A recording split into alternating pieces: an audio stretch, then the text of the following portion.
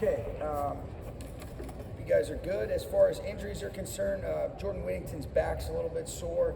Kind of tightened up in the game the other day. We're going to be smart with him, so he'll be off today. But I expect him to be able to make good progress, and he's a tough dude, and kind of being smart with him. And then as far as Puka and Darius, they'll both be limited, but they are looking good for the game. Good. Yeah, he was good. The soft warrior. I'm just kidding.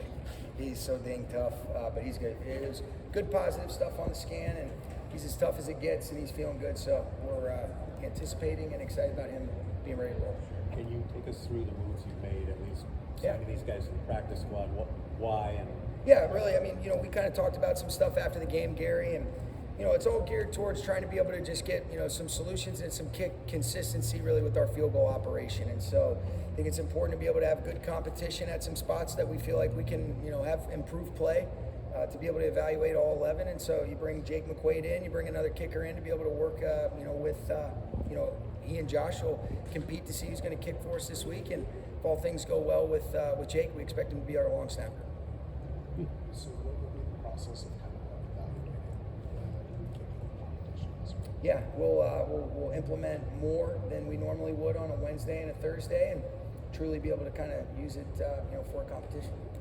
What is it about Jake that gives you confidence that he'll be ready to go on such short notice? He's done it before, familiarity with him, and so we'll, he's obviously going to earn the right to be out there, but if he looks like we would anticipate and what he looked like yesterday when we ended up working out, two other kickers, things are trending in that direction.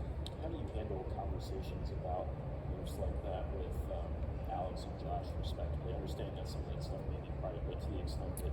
Yeah, I think just honest with empathy and try to be able to provide clarity. I think you always use the caveat, too, that, my job is to be able to make decisions that are, best for the collective. It doesn't mean I'm always right. I've certainly, made a lot of, wrong decisions, but the intentions are always in the right direction. And you just try to be able to let them know, here's what the thought process is, here's why. Both those guys were total studs about it. But again, this is one of the most challenging things is being able to figure out, all right, hey, who are the best guys to be able to, execute the plan and be able to bring it to life. And certainly there's a lot of layers to everything that's going on in that phase, but those are two areas that, those guys have done a lot of really good stuff for us, but we want to be able to see a little bit more consistency in those arenas, and I think these guys will be here to be able to push them, and then that allows us to be able to make a decision and have some actions that are in alignment with being able to move forward and hopefully, a positive manner. Sean, any area of your team that you've seen notable growth since you've last saw the 49ers?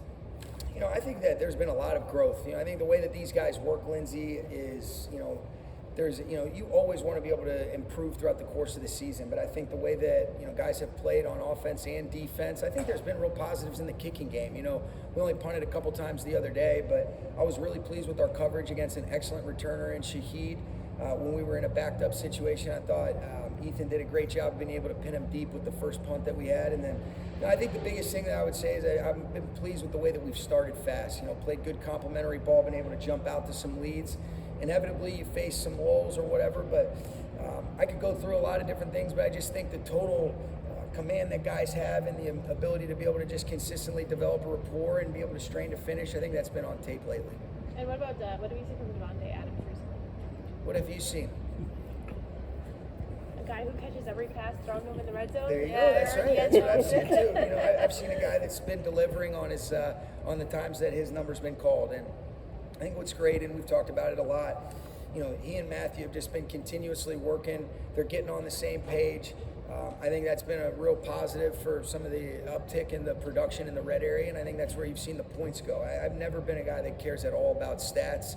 Points are something that are important. That's the only way that you win last time I checked. And so, when we're able to finish drives in the red area, I think that's been reflective where you're able to see 35 and 34, and there's still a lot of opportunities that we felt like we've left out there, which is a positive thing where there's a lot of growth. But Davante's been awesome. It's been sort of the entire race, top of the division right now. But when you say the team winners in the second matchup in San Francisco. One day at a time. It's such a long season, and there still is so much ball left to be played. This is an excellent opponent we're playing.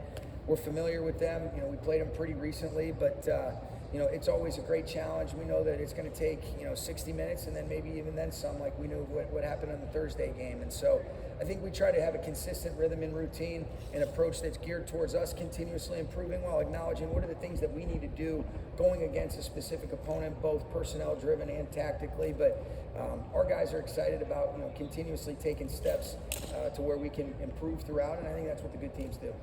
Is this among the best stretches you've seen Stafford play since he's been here in Los I think he's Angeles? playing really well. He's played a lot of really good football throughout the course of his career, but I think what I'm currently seeing is a guy that's in total command. That's not any different than what I've seen in previous years, but what I think, everybody makes a big deal about these numbers, but what I do think he's doing a great job of is, he's not leaving the ball, in harm's way either. Sometimes you get away with, you might have low picks, but you might have had some turnover-worthy plays. He's been really great with that. I think he's got full ownership on what's going on, and something as simple as getting the eligibles on the line of scrimmage on a 3rd and 2. Did you get a kick out of that one, Gary? Got a little edge to him, doesn't he? But he's been awesome. I think he's playing excellent football. But there's a lot of instances that I could point to when he's played great football, and that's why we're fortunate to have him leading the way. Is that kind of language that he was using on the field? Do you use that in the mic when you're talking to your quarterback? Do you ever drop those What the F F-bombs would you or- guess, Gary? You know what? I'm trying to watch my language a lot more. My kid repeats everything that I say now, so I got to be real careful about that. And I'm definitely not the head coach at home, so I can't get away with that kind of stuff. So you'd have to ask Matthew that. Couple more guys. The other day with Emmanuel, you brought up Aubrey Pleasant and just the relationship they built. Just what could you expand on that? Just what kind of relationship have you seen the two of them have, and how does that play into Ford's development? Yeah, I think, Nate, one of the things that's special about Aubrey is he develops a real relationship with his players, and it's not exclusive to the defensive back room. I mean, he's the assistant head coach and has great relationships with the whole team. You can see the way the guys respond to him. But I heard John Wooden say before, people don't care how much you know until they know how much you care, and Aubrey epitomizes that. He gets to know these guys as human beings. I love sitting in the DB meeting rooms, when there's an element of, all right, hey, we're going to get our work in. We're going to understand what's the goal in mind as far as the tactical is concerned. But he usually always takes time at the beginning of the meetings to be able to, say, all right, let's get to know each other as people. Might be a fun thing. It might be guys being able to open up and be vulnerable, and he always starts with himself. And so he's a great teacher. He's a great coach, great communicator, and he's in it with them. I think the guys feel that. We talk about all the time, when you really mean it, four of the most powerful words you can say, I believe in you. And the way Aubrey coaches and the way he pours into those guys, I think they feel it. I'd like to think, I think I've heard Emmanuel talk about that. And he challenges guys too. I think because he loves them, they enable him to be able to coach them hard, and they know where that comes from. And it's not by mistake that guys usually play their best ball under his guidance and leadership. All righty. Thanks, guys.